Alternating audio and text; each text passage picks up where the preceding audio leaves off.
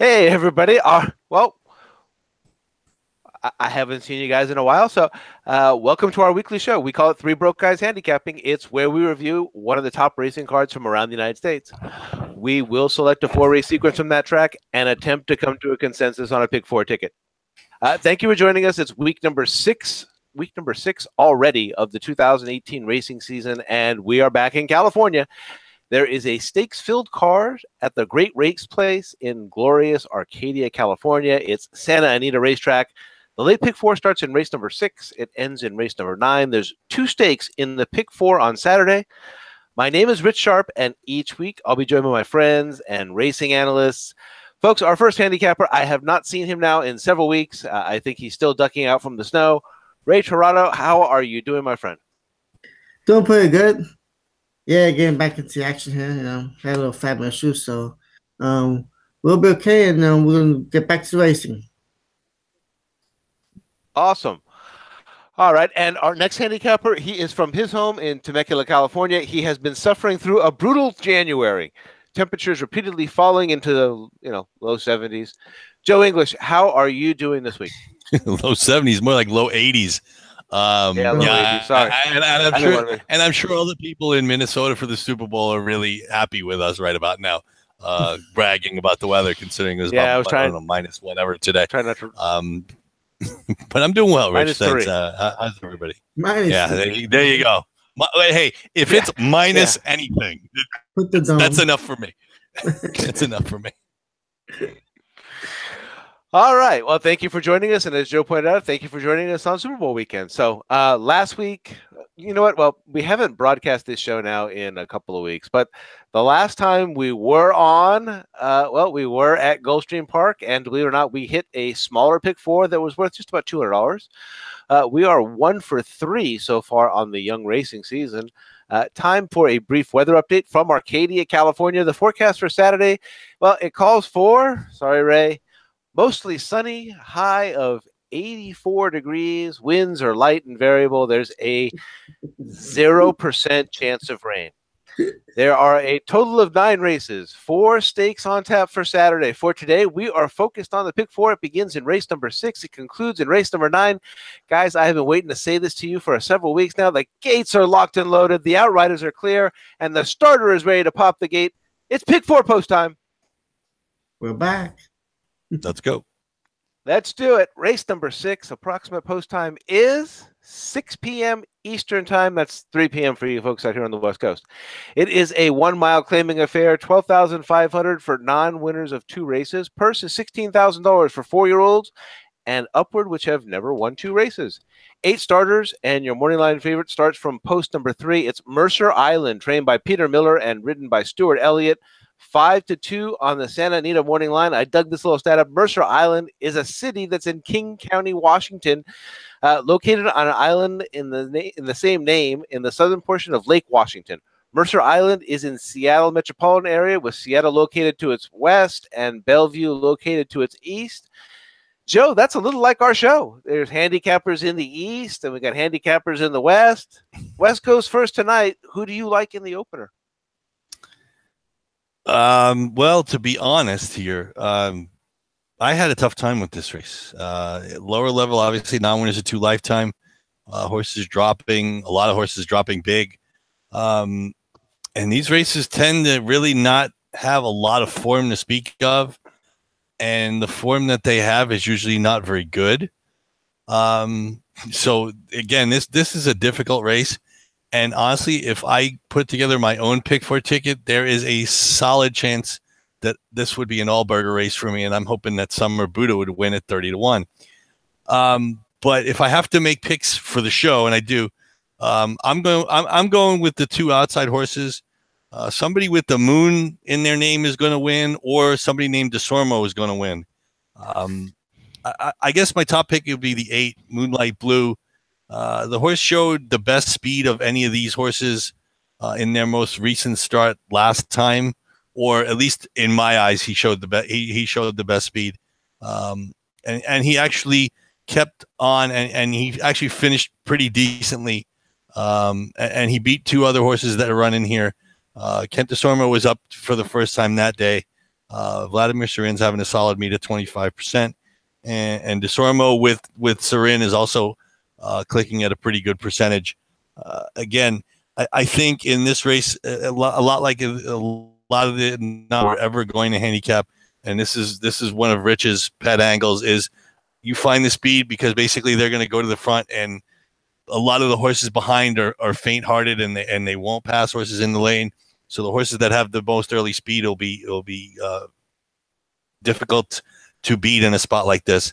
So Moonlight Blue would be my top pick, and the horse inside of him, Moonman, trained by Kent's brother Keith, with Saul Arias. Obviously, Moonlight Blue dropped from 25 to 12 last time out, and obviously had a big improved effort. If Moonman can do that same effort for Saul Arias, and because Saul Arias is up, you'll probably get more of a price. This horse did show some speed last time. It is kind of disconcerting that Keith couldn't get his brother to ride, but it kind of looks like Kent Sommer was riding first call for Serene nowadays anyway.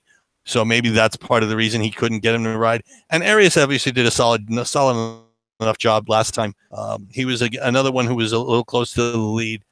And the horse that he lost to, Bedeviled, Bedeviled would probably be about, I don't know, maybe 4 to 5 in this field. So Moonman has a chance if Saul Arias decides to do what he did last time, send him to the lead. Maybe he gets a jump on Moonlight Blue.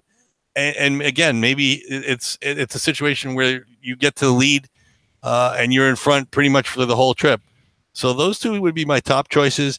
I mean, I could find reasons for pretty much everybody in this race to make a case to win. So like I said, on my ticket personally, it would probably be a very high chance that I would all burger in this race, hope that the favorites don't win, and stay alive and stay alive for something really nice. If somebody like I said, like Summer Buddha or Gotta Get Lucky or Roosevelt win at 8-1, my guess is that those horses might drift up a little bit. But anyway, it's a tough race. I went with the two most likely distance speed horses on the outside, figuring they're going to get shoved on early, and one of them will hold on to win. But again, I can't argue with anybody who goes in any different direction. So, Ray, take it away. I'm sure you have an opinion on this race, not necessarily the same as mine. Well, yeah, I get the same opinion. It's a tough race. There you go. Okay, yeah, we're on the same page then. Like you said, these horses at this level, very inconsistent. They move up and down classes. And the one fact is that they've never won 2 races, so they have one win to fall back on. But in this race, I did like the number 4, Southern Thunder. I'll take a chance with this horse, 6-1. Ran a decent third this level, first time this level, last time out. He's caught wide. Picks up Pratt over Cal Frey, and it should improve for Jeff Mullins. We'll need some pace here to run into. But he did get bullet work, and the horses at these levels usually doesn't work out, with a bullet. So might be improving, and he might be able to get up. I do like your horse, Joe, Moonlight Blue. Speed's always dangerous in these levels. He had a good second, dropping to his level last time. He beat Southern Thunder by 4 lengths. Had a good trip. No catching the winner. Oh yes, he did a wild job. So, the Somo comes back right to his Serene is doing good, 7 for 28. Like you said, 25%, 8 seconds also. So he's having a good meet. And Moonlight Blue should be a factor here as he stays in this class here, in this condition. I want to take a chance also with number 5, Gotta Get Lucky. Ran this level in a sprint and was within 2 lengths of the leader most of the race, although in 6th place. Was 3 wide, and picks up Avid Roman to make him a better trip, stretching out another 1/8 of a mile, and most of his places have been at the mile distance and his solo win, so he might just have a feeling for the distance, and he might do well here.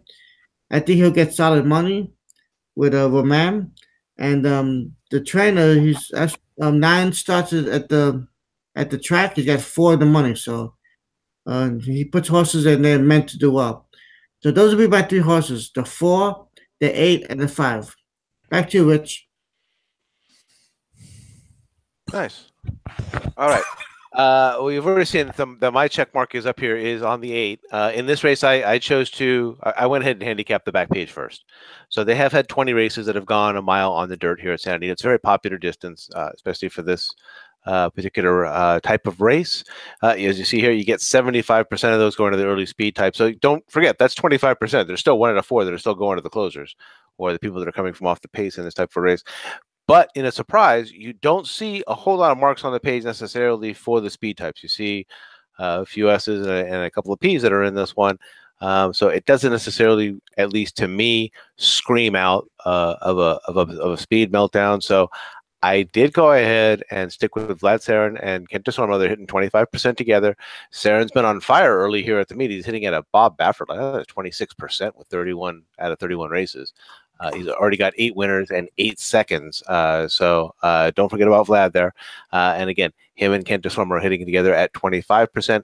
The horse itself has early speed, so it has the ability to kind of sit, can sit a trip. Got beat by Orejas in that last one there, but has shown the ability to have the early kind of speed.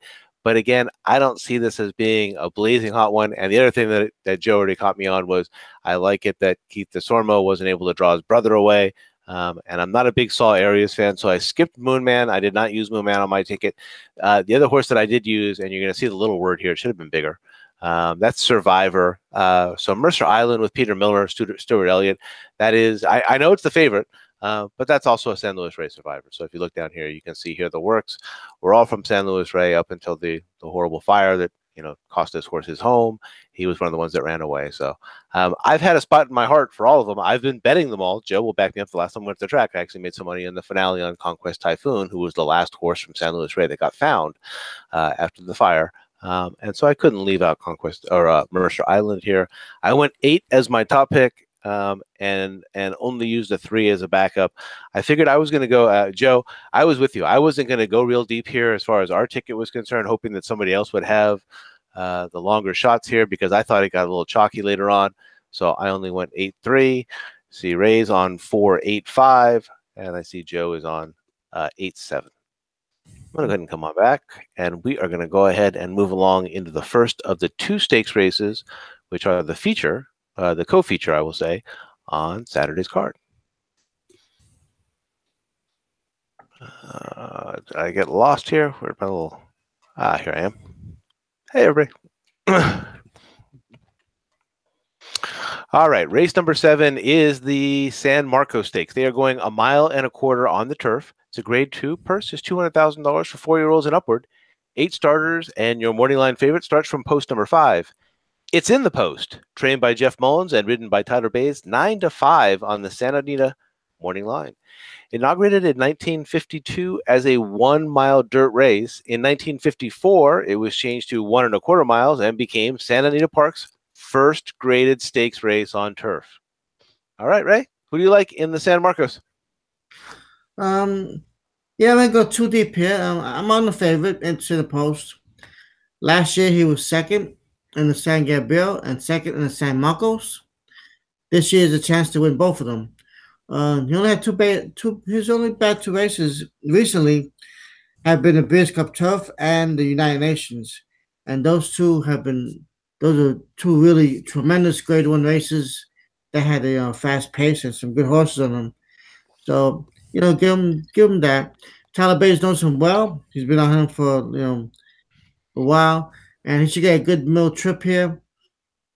He should be a good price. I think he'll get the distance again and stretch it out from last time another quarter and second race off a layoff. So he's in form and he should run very well.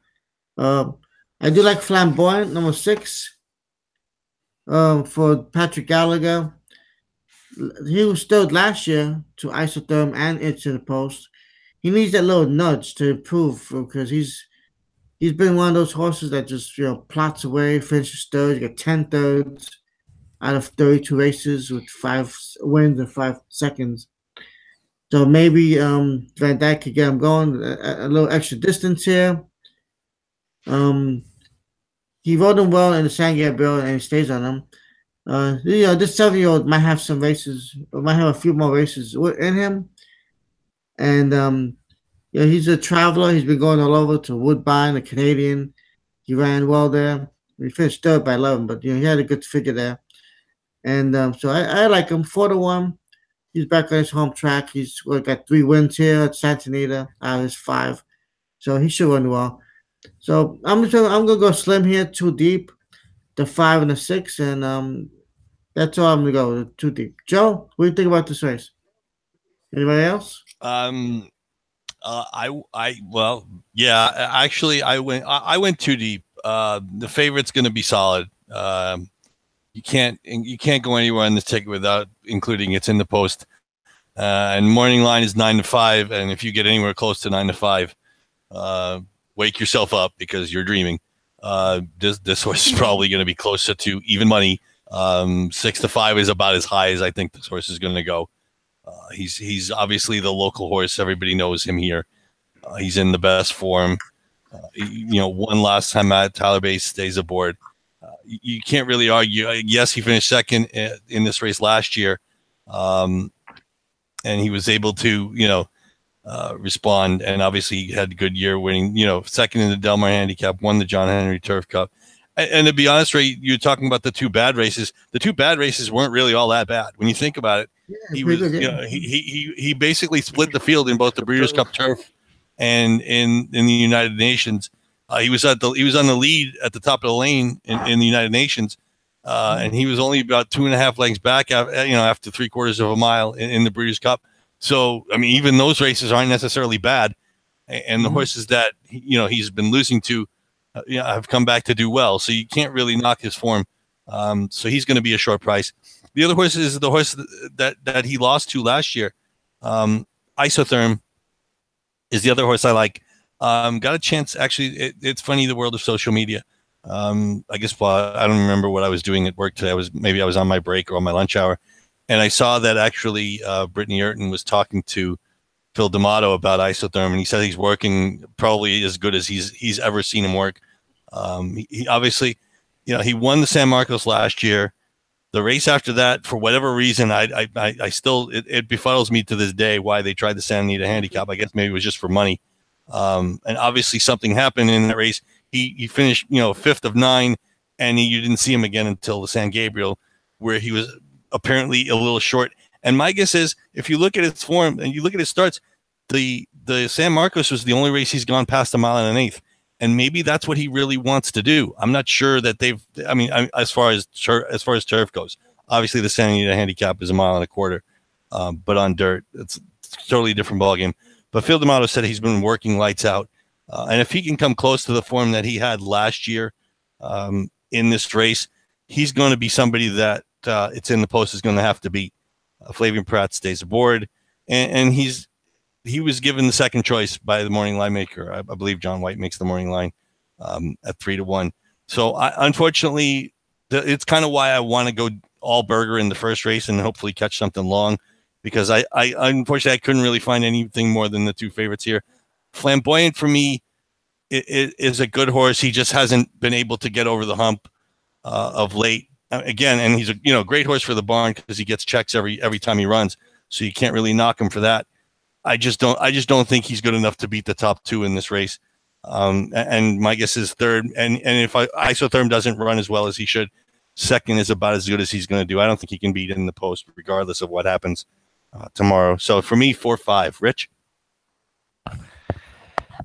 Yeah, the 5 is my top choice, and as long as nothing goes wrong in this race, I think he's the best horse in the race, and I don't see him losing. He's a very consistent type. Jeff Mullins and Tyler Bays, although they're not hitting right now, only 7% out of 27 races so far for this meet. I think both guys will back me up as to the fact that Tyler Bays and Jeff Mullins, especially for California players, Southern California players, that was once a magical combination in this on this circuit. So they have a long history together, and Tyler has ridden this horse. If you look at the page, as long as I was able to handicap, so the last 10 races, Bays has been aboard. He knows the horse, and Joe's talking about horses to pick up checks. It's in the post. Is the epitome of somebody who just goes out there and does his job and picks up checks, and usually, seconds and first. So at this particular distance, at this level, he's the best turf horse in California. And as I said, I think as long as nothing goes wrong, Tyler just rides him to a win. Unfortunately, if I decided to go, as I go a little bit later in the race, and as I go here, so Joe already caught one of the horses that I'm going to try and beat him with using Joe's, angle from 2017, which is Forgiveness. If you look at here, back in February of 2017, Isotherm did beat It's in the Post, even though he steadied on the dirt, which is the early part of the race there at Santa Anita last year in a 1.25 mile race to San Marcos. And then he beats him on the square and beats Flamboyant. And then, as Joe says, who knows what they were thinking, but a 1.25 mile on the dirt was not what this horse was meant to do. That sends him to the shelf. He's off for, God knows, 8-9 months, and he comes back in the San Gabriel in January, which with this same field. And even though he doesn't do all that well, he is within 3 lengths of the lead of the finish line after a long layoff. You get Phil D'Amato, you get second off the layoff, you get Joe's report there that the horse is working as well as he's ever worked. So I think he has to put the 4 Isotherm, just giving him an opportunity to beat It's in the Post. I didn't think, that's a very good one. And then I decided, well, as long as I'm going to use that angle once, why not twice with one of my favorite trainers, Richard Baltus, although I am surprised to see Joe Talamo up for him, and possibly maybe not a Rafael Bejarano here on this particular raid. But Baltus has got Joe Talamo up for Free Rose, a very classy type. Again, another check earner. And a horse that, last year in 2000, or I guess I would say 2 years ago in 2016, was really a somebody, took off some time, came back in the summertime last year at the Shoemaker, and Alpha long layoff. Actually, he finished within 2 lengths of Bala Bali. You see Heart to Heart was in that race. So that was a tough contest. Again, maybe not the healthiest horse even coming into our 5-year-old season. It took off another 6 months and then came back in the San Gabriel, which again, this was the same crowd that we're seeing here, had Rajiv Moraga aboard and finished about 4.5 lengths. So I thought if I'm using the Forgiveness angle once for Isotherm to kind of get there, I could possibly use it again here for Free Rose and say if Richard Baltus, second off the layoff, 15%, and Joe Talamo, not my favorite turf rider. Joe and I have had many conversations about that, but still possibly worth a shot for me. I thought I would go 5-2-4 here in this particular race. Mm-hmm. And I think Joe is going 5-4, and I believe Ray is going 5-6. Mm. And I'm going to go ahead and come on back to you guys. And we are going to go ahead and move along to race number 8. And race number 8 is the San Pasqual Stakes. It's 1 1/8 miles on the main track. It's a grade 2. The purse is $200,000 for 4-year-olds and upward. 9 starters, and your morning line favorite at 3-1 is in post number 9. It's Top of the Game, trained by Vlad Sarin and ridden by Ken Stromo. Inaugurated in 1935, the San Pasqual Handicap was a race limited to 3-year-olds until 1939, when it was changed to its present condition. Native Diver, Akak, Silver Charm, and oh yeah, in 2016, a little horse named California Chrome. The San Pasqual has seen some of the sports superstars over the years. Joe, we got anybody we'll still be talking about in, say, another decade in this year's edition of the San Pasqual Stakes? Maybe human connections, not horses. No.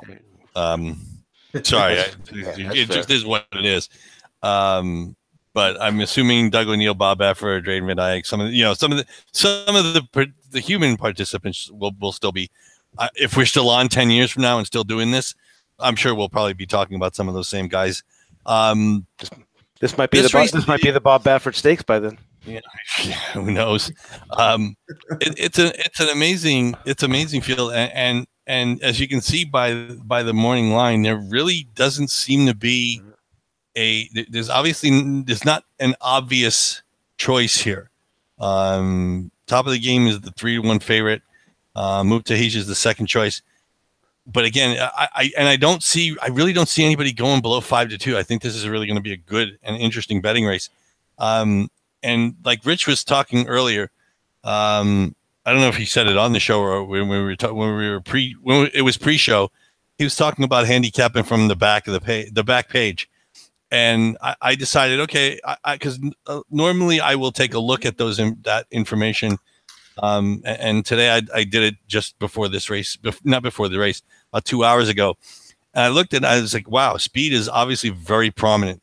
As you can see, Rich underlining, circling, however he's highlighting it, 77% of the time.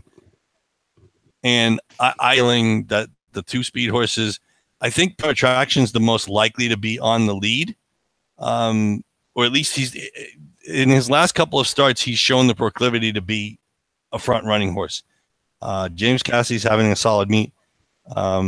Pereira gets the ride because obviously Victor Espinoza went elsewhere. But I think, obviously Cassidy and Pereira have a little bit of a connection. I think he's ridden for him before. Not a lot, but a little bit. And he's got enough speed. Obviously the race 2 back in the Native Diver was terrific. The San Antonio, I had a chance to watch the race, and Giant Expectations just lulled them to sleep. I mean, the first quarter was 24 and change, and the half, and yes, this was a race at Santa Anita on a Saturday. The half was in 49. 49. Look at that fraction there. 49 for a half mile fraction on the dirt in Southern California. There was no way Prime Attraction, Accelerate, or anybody else was going to make up any ground on Giant Expectations. Even Collected obviously was spinning his wheels before he ran, well, kind of up the track in the Pegasus behind Gunrunner. So Prime Attraction's going to be, I think he's going to be on either lead. So I think being that the speed holds up well in races like this, I think he's a likely winner. Well, I shouldn't say a likely winner. He's a likely contender. He's a likely pace factor. And the other horse I like a little bit, and I think maybe what happened last time won't happen again because Victor Espinoza is getting back aboard, is the 3, Accelerate. If you look the race that he beat Arrogate, where was he? He was on lead at Del Mar, and he ended up extending the lead. It seems to me, it looks as if the races that he's done better is the races that he's definitely more forwardly placed. Obviously, Javier Castellano was in town last time. My guess is he was just following Sadler's instructions to rate him. I would assume this time they would want to send, because there really doesn't look necessarily to be a confirmed speed type other than Prime Attraction. Accelerate's got an inside post. He should be able to save ground if he gets the lead. He'll pretty much have it his own way, and basically, I think he can go a mile and an eighth. I don't think the distance is really an issue, because I don't. Again, if they're running 24 and 4 and 49, and he's on the lead, then yeah, he's going to be able to go a mile and an eighth. I don't think that's really an issue. The one problem I see is that he's 7 times in the money at Santa Anita, but no wins and 8 starts. So that's why I couldn't really single. I mean, obviously it's too tough a race to single anyway, but I just decided to go too deep. The 3 and the 8, the most likely, again, it's just sort of like the earlier race, the most likely horses that are going to be on the lead, and you have that proclivity to do that at the distance of ground. So the 3, Accelerate, and the 8, Prime Attraction for me. I guess if I had to make a top choice, I would lean slightly towards Accelerate, because I'm thinking, like I said, I think Victor's going to send from the inside, and he's going to get the trip that they want. And to me, he needs to be on the front end in this field. So 3 and 8 for me in this spot. Again, you could go deeper. It's not an easy race to figure out, but it's a good betting race. And again, I don't see really a favorite below 5-2 in this spot, whoever the favorite happens to be. So Ray, take it away. What's your opinion on this on the San Pasqual today? Yeah, we'll probably go deep as a crew here because I have a few other horses here. Yeah, it's that speed figures and stuff, the speed percentage and stuff. I'm trying to go a little bit, not against it, but horses that might be mid-pack. I do like Mutabahij. He did win the Grade 1 awesome again at the track. And, he got one in the British Cup, but, nobody that day was touching Gunrunner. So he was gone, and everybody else was just clipping their heels at that point. Um, I think he's able to sit my mid pack and make a run late in the race. So he might be, he could be 40 place a little bit. I mean, in the Jockey Club Gold Cup, he was pretty much third, and before he tied a little bit. But the Austin again, he was fourth by 202 second course, so he was pretty much close, to speed. And maybe he could come off the layoff and do well here. In the near diver, came out and just couldn't handle prime traction, and it was just they laid him off after that. So he does like the track. He's 1 for 1, so we'll give him a shot. 7-2. Baffert, he's a trader. I go with the other Baffert horse also. It's like a Baffert for me. Irish Freedom. I give him a shot here. I like him stretching out. He did race in Malibu. He didn't show much. 5 wide, 4 wide, and I think going 2 turns is probably his game. Out of a Pioneer, the Mile now Empire Maker, they like horses like to go way. They like to go deep, mile and a quarter, mile and eighth, like that. So I like it. Mike Smith stays. Mike Smith, these stick races, very dangerous. They don't call him Big Money Mike for nothing. But he was all over the Malibu. This, and probably use it as a prep for him for this race. And I think he run well. I do also like a little bit, like I didn't put him on my picks, but Accelerate. I thought after that race in the San Diego, I thought he was going to blossom into one of those big time horses. He beat Arrogant. He ran his career best, but after that, he hasn't done much. So that's why I kind of left him off. But maybe with different tactics, he might run a really big race, and definitely his style would fit the track profile, and he should run very well. I'll probably add him on my ticket because he did show a lot of promise last year, and maybe just had a few clunks, and he'll be back. So I'll go with the 2 and the 7 for me. Rich, take it away. The San Pasqual. California Chrome? Yeah, he won this race. Oh, yeah.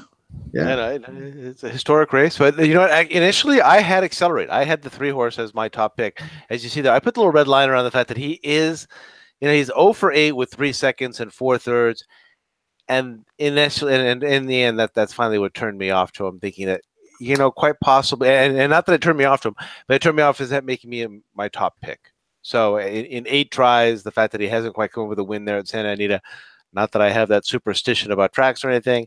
This is the main track here in Southern California. I'm sure the horse can run fine over it. It probably has something to do with a combination of the competition that he's run into, but for some reason, there's something in my mind that said, back him up with a couple other choices. But I did like the speed angle. If you look back there at the San Diego Handicap, which is what Ray just called out, exploded in that race. It was only a 5-horse field and like that, but if you look at the fields that he faces after that, so he has this huge performance, puts up a triple-digit buyer speed figure, or Brisnet speed figure, if you like. The next race after that is the Pacific Classic. That's the Grade 1 Pacific Classic. That's got Collected. That's got Arrogant. And he actually finishes third. So he doesn't disgrace himself in that race. Then it's the Breeders' Cup. You can have forgiveness for that if you want. You can look over on the right-hand side. You can see he has some trouble coming out of the gate in that. And then in that last one, and I think Joe talked about this already, Giant Expectations just seemed like he kind of snuck up on everybody that was supposed to be Collected's kind of warm-up race for the Pegasus. I think we're all, shocked to not see him on the early lead. It seemed like maybe Javier Castellano, maybe Joe's right, maybe he was instructed to just let him to sit off of Giant Expectations, but for whatever reason, he let him get away from him, and those fractions, nobody was going to catch that horse. So I kind of had it, Accelerated as my top pick. I ended up backing him up because I kind of chickened out from putting him as my top pick, even though I really wanted to. I chickened out. I went with Bob Baffert, Drayden Van Dyke, Muptai Hees, using the forgiveness angle. The Breeders' Cup Classic, obviously not what he was supposed to be doing against Gunrunner. And the horses that come out of the Breeders' Cup sometimes, depending on, whose horse it is and what you like to look at, it's almost like there's a Breeders' Cup hangover. So Baffert gave this horse a couple of months off. As you see, the last time this horse had a couple of months off, he came back in September and he just won the Grade 1 Awesome again at a 3-1, which is a huge price for Baffert. And that being said, because I didn't want to completely wimp out and leave myself, I had to use the horse for course. We can toss that last one that was on the turf, the San Gabriel for Vlad Sarin and Kent DeSormo. Again, they hit 25% together. We talked about that a little bit earlier. Sarin's been on fire. He's 26% here at this track. This horse is 4 for 4. So he's the exact opposite of Accelerate here. He does have a win at the distance. He's more of a stalker. And again, as you see here, he's kind of passed all the tests that were coming right up to the native diver. He finished 4th in that race. He had steadied, a little bit of trouble, so I went ahead and threw in the 9. I went 2-9-3 in this race. I've got Ray going with 2-7, and I've got Joe going with 8-3. And I'm going to go ahead and come on back. Ta-da! I don't have any Patriots gear. I certainly don't have any Eagles gear, so I went ahead and, I wore my Rams sweatshirt in honor of Super Bowl Sunday this weekend. So for those of you who are handicapping on Sunday, from what I understand, Anita has an early post time on Sunday this week, 11 o'clock. Again, Gulfstream has a fantastic card tomorrow. It's the Holy Bull Stakes in addition to what we have. For those of you who would like to play a little bit of extended cards, if I'm not mistaken, Joe, Ray, keep me honest here.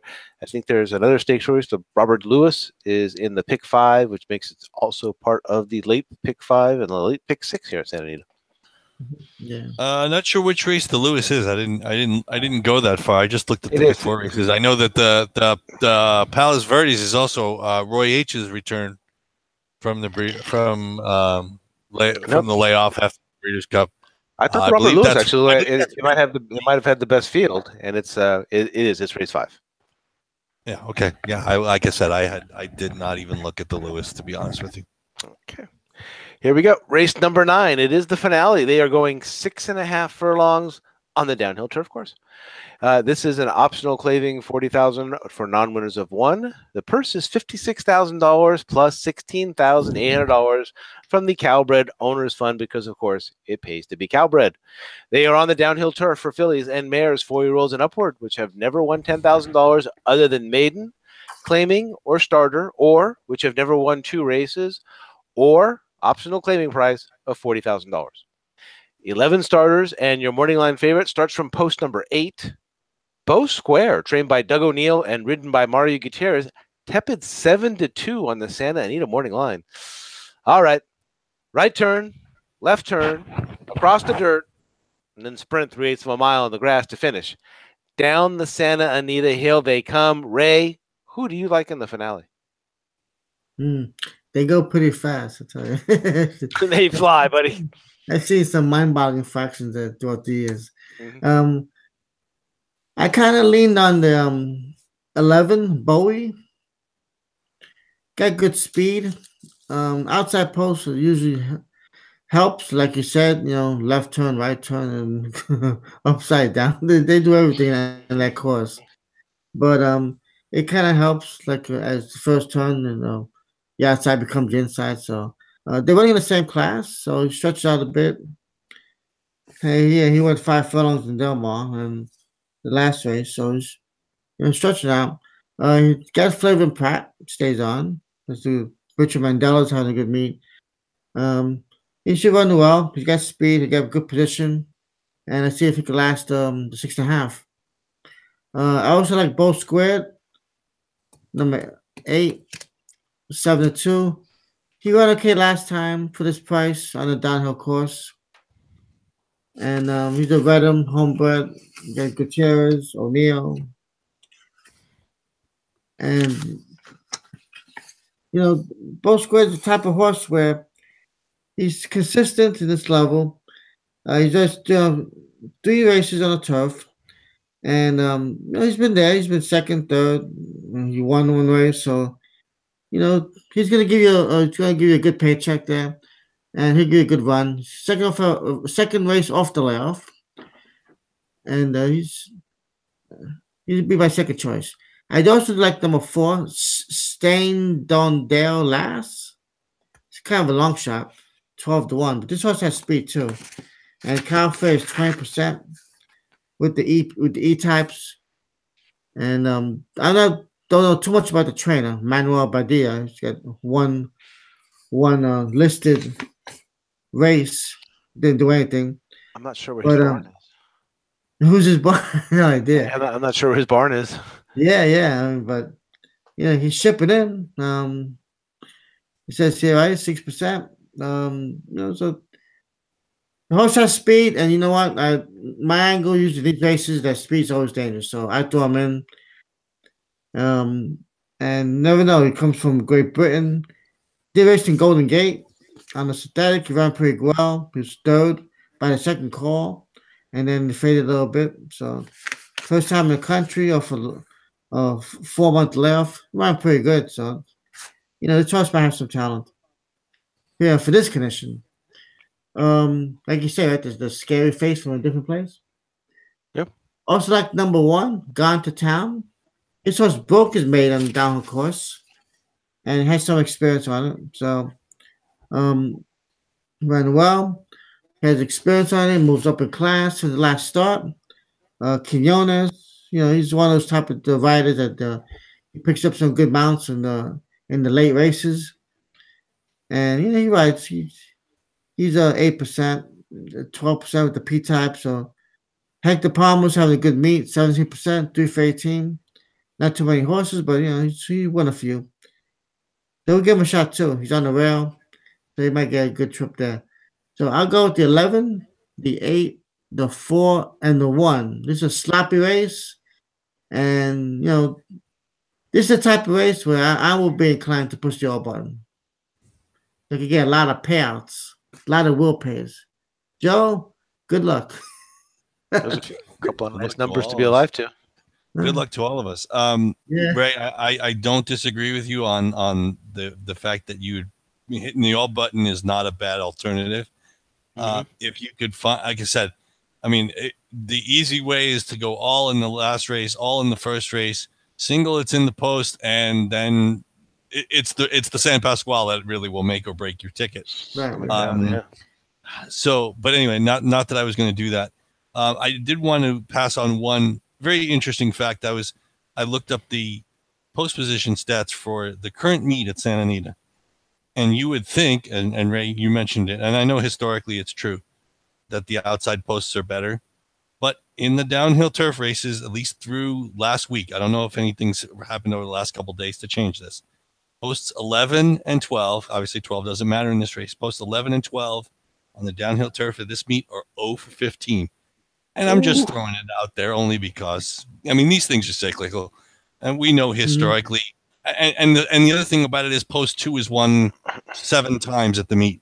So, take that for what it's worth. So basically rooms might be worth the play at 30-1, just based on the fact if you're playing post position. Let's play post 2.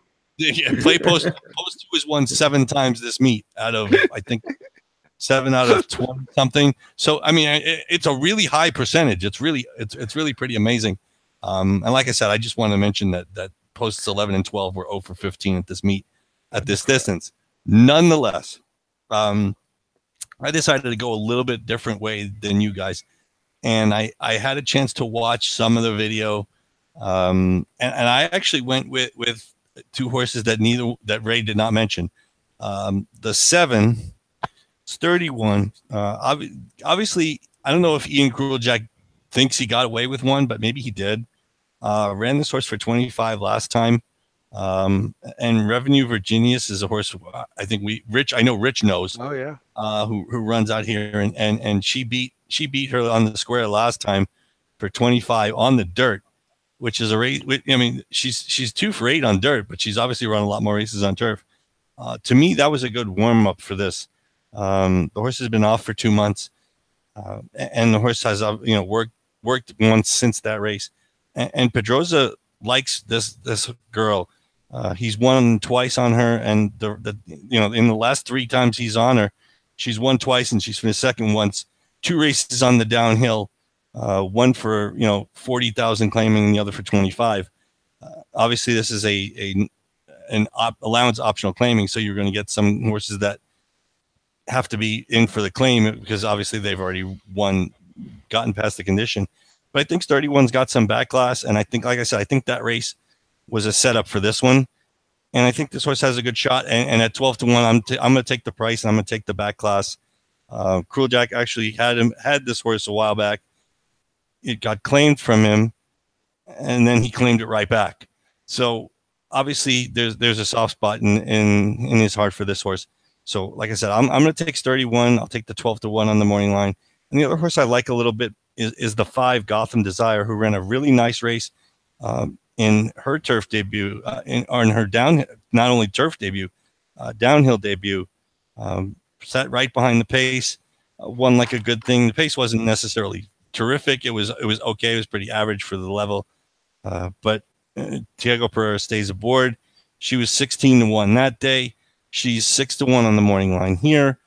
Based on the fact that there's a 7-2 favorite, you probably get 6-1. Maybe if she comes down a tick, it's possible you can get 5-1. But I'm thinking she's going to go in the opposite direction. I'm thinking she's going to go up to 8-1. So I went with the 5 and the 7 as my top 2 choices. You could definitely go deeper. The 8 was also one of my 8 picks, Bow Square, for all the reasons Ray mentioned that I don't really need to go into. The 1 had a nice debut, as Ray also mentioned. The other horse I wanted to mention a little bit, but I wasn't necessarily as high on, was the 10 Del Mar Ann, and only because that last race kind of threw me off. And I'm wondering if it's because Corey Nakatani wasn't on last time in the race at Del Mar, that she didn't really finish. I mean, I don't mean the 50,000 claimer at Santa Anita. Well, actually, no. Now that I think about it, I am thinking about that race. The race at Del Mar, she ran okay. Didn't necessarily finish badly, but didn't finish all that well. Then she tried the downhill course, and Nakatani wasn't aboard, and Quinones was aboard, and she didn't finish all that well that day either. She drops a little bit in class. She goes back to the hill. Nakatani gets aboard. Maybe Nakatani can find something, but I would want to put her on my ticket because she's obviously got some ability on the hill. But just from what I saw on video, I'm not sure she's got the punch that she used to have. And I see, obviously, Rich is putting her on the screen because I'm talking about it, and I see that it's his top pick, and I hope I'm not talking him off. But like I said, just some from what the video I saw was, and maybe she'll turn around and win this race by 3 and show me that the horses that actually beat her were better, and I wasn't giving them enough credit. But again, I'd want to use her on the ticket because she's got ability, and Nakatani's a very, very solid turf jock. So I would use that horse on my ticket, but not as one of my A's. My A's were the 5 Gotham Desire, 7 Sturdy 1, and the 8 Bow Square in the finale, which again, like Ray said, very easily could be an all-burger race if you could narrow some of your opinions in the earlier spots. Rich? Yeah, I won't argue with anybody who wants to eat the all-burger in the finale here. This was a very difficult race. I happen to think I have the winner. I do like Del Mar Ann here in this particular spot. I circled there, you see Mongolian Shopper as the winner of that last race. So that was an 11-horse field on January 7th there at Santa Anita. I was betting that day. And Mongolian Shopper is an East Coast turf horse who came out here to California and went off at odds of something like 9-1.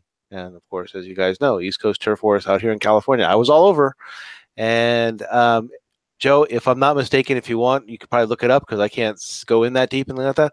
I'm almost positive, if I'm not mistaken, that Mongolian Shopper that day was in post number 2.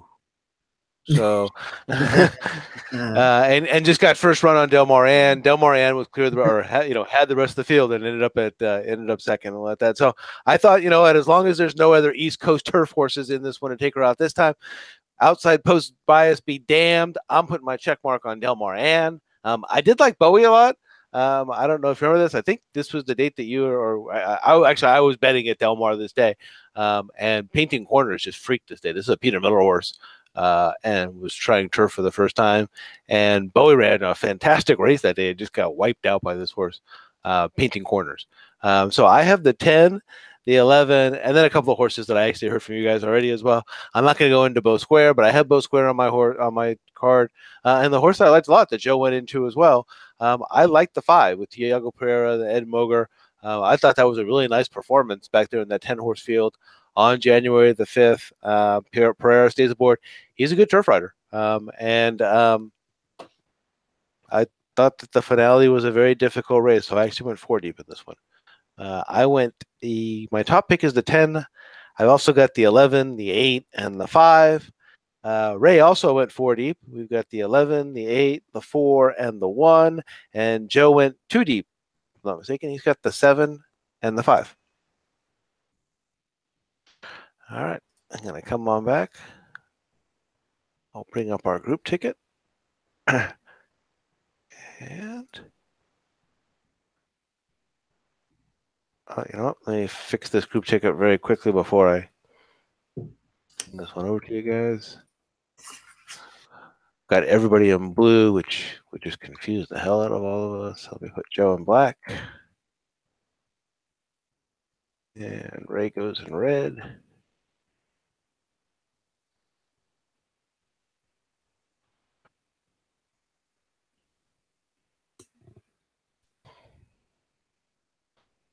And here we go.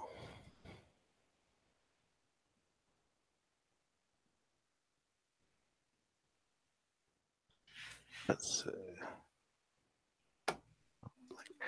Okay. And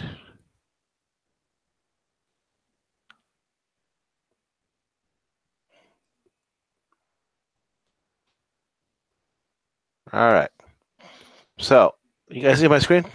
Mm-hmm. Here we go. We got leg number 1, and well, I see consensus on the 8, at the very least.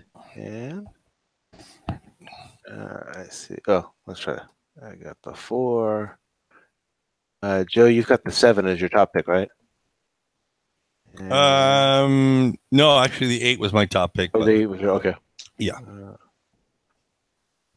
It doesn't mean here. We'll see if we can how we work this out. And we change these. Our top picks are the green ones. And in leg number 2, see the 5. And, okay, so Joe, I've got yours. The top pick is the well. I went in the. It's in the post. Yeah, 5. Yeah, 5. 5, and then isotherm. I think I got the 2. Let's see how that raise. Here is this is the San Carlos, right? So. Well, leg 2 is the San Marcos. Leg 3 is the San Pasqual. San Pasqual. All right. So 2. I see the 3. I see the 7, and I see the 8. I even see the 9.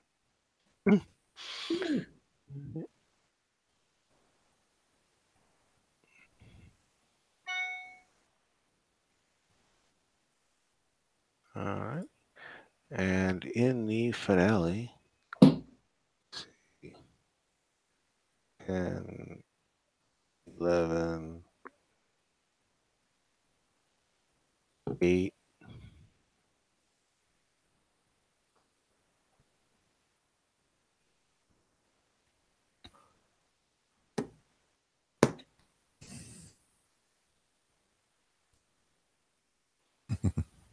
Nope. 5, 7. Is that right? 5, 7, 8, 10, 11. Oh wait, there's a 1 in here, right?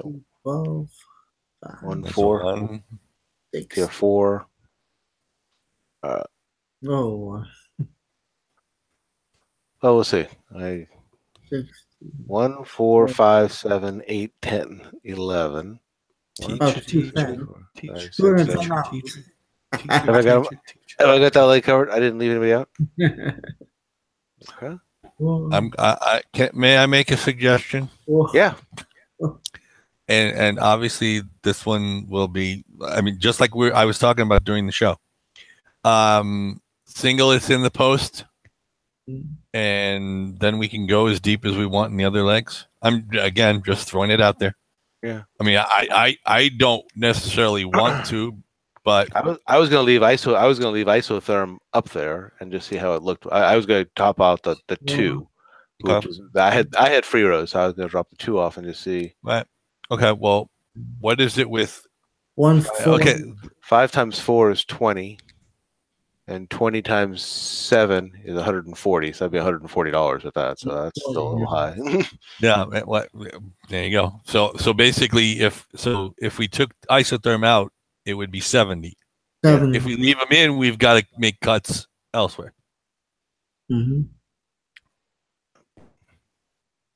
3, 4, 7, 8.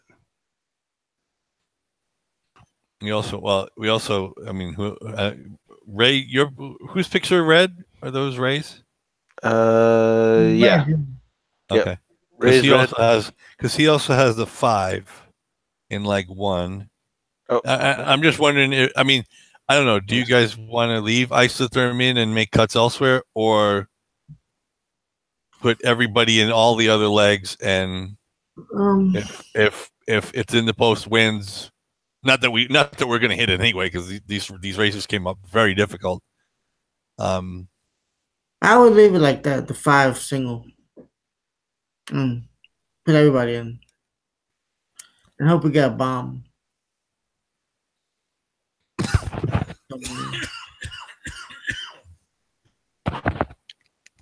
I should have muted. Yeah, I don't know. I'm kind of more on. We would have everyone. I really don't want to leave isotherm out, but my vote would be to put isotherm back in and make cuts elsewhere. Rich, it's up to you. Okay. Yeah. Yeah. And then, all right. First leg. The 8 should definitely be in, right? Because the 8's on all 3 of our lines. The 8's on all 3 of us, right? Yeah, that was the top choice on our lines. I got the 3. Yeah, the 3 was my second choice in the first race, so I got that as my top one. 8. How about the third leg?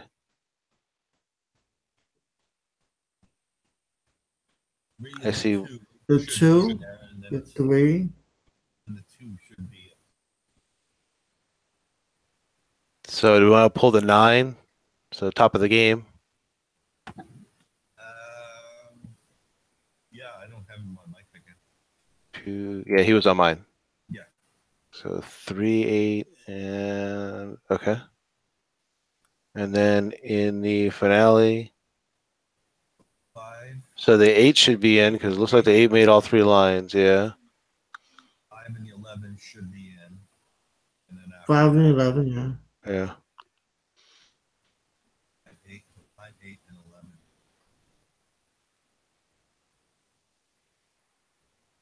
Like I said, I like the 7, but if we have to, we can. Yeah, 5, 8, 11. That should be it. Really. 8, 11. No, I've got the 10 as my top choice. Oh, I've got the Del Mar 5, 8, 10, 11. That should be it, yeah. All right, so I'm going to take out the 5, 8, 10, 11.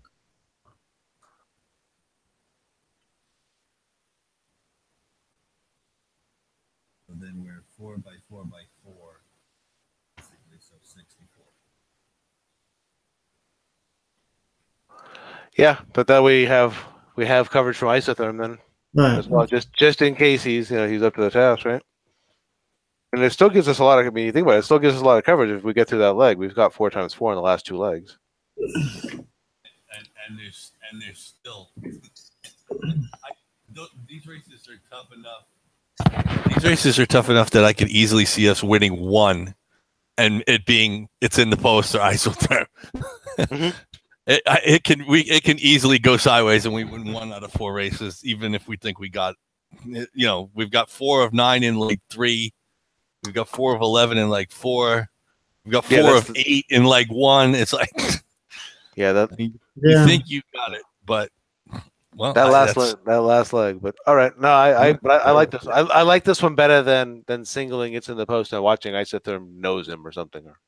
it's no battle. So, all right, folks. So, Joe, I've got. Let's see. We've got 3, 4, 7, 8 with 4, 5 with 2, 3, 7, 8 with 5, 8, 10, 11. For those of you who see our Twitter feed, the greens are on top, and that's the group pick. And Joe, have you got that? Because I'm going to go ahead and come on back to us. Yeah, I got it. All right.